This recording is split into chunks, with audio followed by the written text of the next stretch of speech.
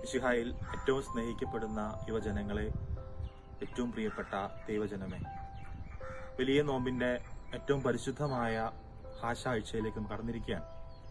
ഈ ദിവസം നമ്മൾ വായിക്കുകയും ധ്യാനിക്കുകയും ചെയ്യുന്ന സുവിശേഷ ഭാഗം വിശുദ്ധ യോഹന്നാന്റെ സുവിശേഷം 12-ാം അധ്യായം 27 മുതൽ 36 വരെയുള്ള തിരുവചനങ്ങളാണ്. യേശുക്രിസ്തുവിന്റെ പരസ്യ ജീവിതത്തിന്റെ അവസാന കാലഘട്ടം, അല്ലെങ്കിൽ അവസാന സമയം, മനുഷ്യനായി ഈ ലോകത്തുള്ള യേശുവിന്റെ അവസാനത്തെ പഠിപ്പീരൊക്കെ ആയിട്ടാണ് ദൈവശാസ്ത്രജ്ഞന്മാര് ഈ വചനത്തെ കാണുക.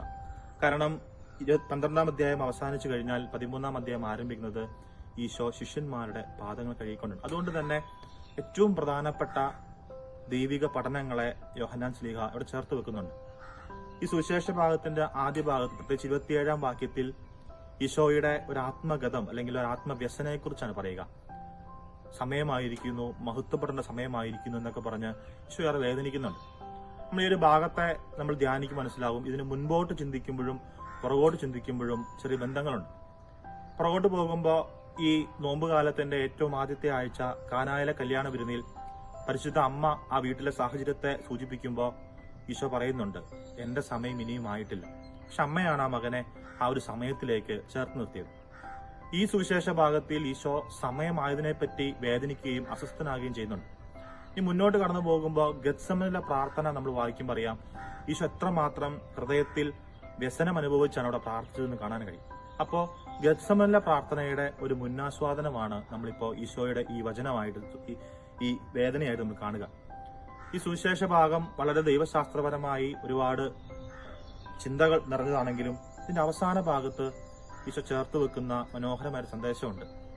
പ്രകാശത്തിൽ നടക്കുന്നതിനെ പറ്റിയും അന്ധകാരത്തിന്റെ പ്രവർത്തികളെ കുറിച്ചൊക്കെ ഈശോ പറഞ്ഞു വെക്കുന്നു. പ്രിയപ്പെട്ടവരെ, ഈ നോമ്പുകാലത്തിന്റെ ഏറ്റവും പ്രധാനപ്പെട്ട ആഴ്ച നമ്മളായിരിക്കുമ്പോൾ ഈ വചനം നമ്മോട് പറയുന്ന ചിന്തയും അത് തന്നെയാണ്. നിങ്ങൾ പ്രകാശത്തിലാണോ അന്ധകാരത്തിലാണോ നടക്കുക?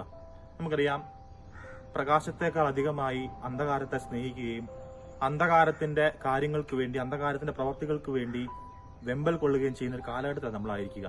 ഈ കാലഘട്ടത്തിലെ സിനിമകൾ, പത്രമാധ്യമങ്ങളുടെ വാർത്തകൾ, ലഹരിയുമായി ബന്ധപ്പെട്ട വാർത്തകൾ, ഇതെല്ലാം അന്ധകാരത്തെ സ്നേഹിക്കാനും അന്ധകാരത്തിന്റെ രീതികളെ കുറിച്ച് നമ്മൾ പഠിപ്പിക്കുന്നുണ്ട്. അവിടെയാണ് ഈ സുവിശേഷത്തിൽ ഈശോ നമ്മോട് പറയുക, നിങ്ങൾ നടക്കുന്നത് പ്രകാശത്തിലാണോ അന്ധകാരത്തിലാണോ? പ്രിയപ്പെട്ടവരെ, ഈ നോമ്പുകാലം അവസാനിക്കുമ്പോൾ ഈ അവസാന നാളുകളിൽ ഈ സുവിശേഷ ഭാഗം നമ്മോട് ചോദിക്കുന്ന ആ ചോദ്യം നമുക്ക് ഹൃദയത്തോട് ചേർത്ത് വെക്കാം.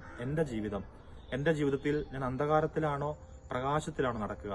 പ്രകാശത്തിന്റെ പ്രവർത്തികളാണോ അന്ധകാരത്തിന്റെ പ്രവർത്തികളാണോ ഞാൻ താല്പര്യപ്പെടുക? പ്രിയപ്പെട്ടവരെ, ഈ ചിന്തകളോടുകൂടെ നമുക്ക് ഈ വിശുദ്ധ വാരം ഏറ്റവും വിശുദ്ധമായി കൊണ്ടാടാം. ഈശോയുടെ കഷ്ടാനുഭവങ്ങളെ ഓർക്കാം. നമ്മുടെ പ്രവർത്തികളെ, നമ്മുടെ വിചാരങ്ങളെ, നമ്മുടെ കുടുംബങ്ങളെ, നമ്മുടെ സാഹചര്യങ്ങളെ എല്ലാം അന്ധകാരത്തിനേക്കാൾ ഉപരിയായി പ്രകാശത്തിന്റെ പ്രവൃത്തിയോട് ചേർത്ത് വെക്കാൻ നമുക്ക് പ്രാർത്ഥിക്കാം. ദൈവം നമ്മെല്ലാവരെയും സമൃദ്ധമായി അനുഗ്രഹിക്കട്ടെ.